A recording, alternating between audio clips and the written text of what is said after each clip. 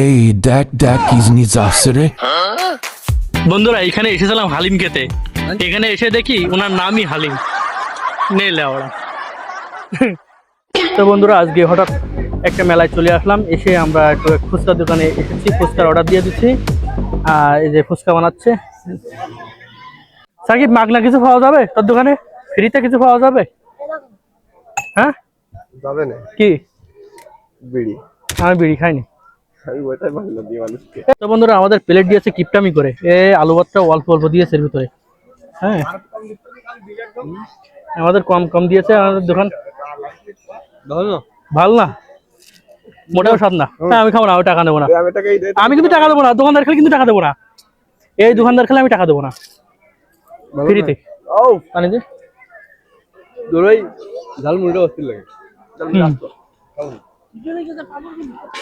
দাদা আমার একটা জিনিস বুঝা ভাই, এই যে দিছিস হ্যাঁ, এর ভিতরে দেখ ডিমের চেয়ে বেশি নিচি পড়ে গেছে। আরে বাইনছো, আমি আর পানি ঢালতে ওকে খেয়ে নিতে।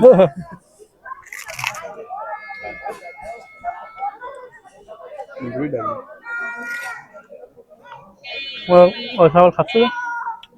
তাই না দেখাও, তাই না তো।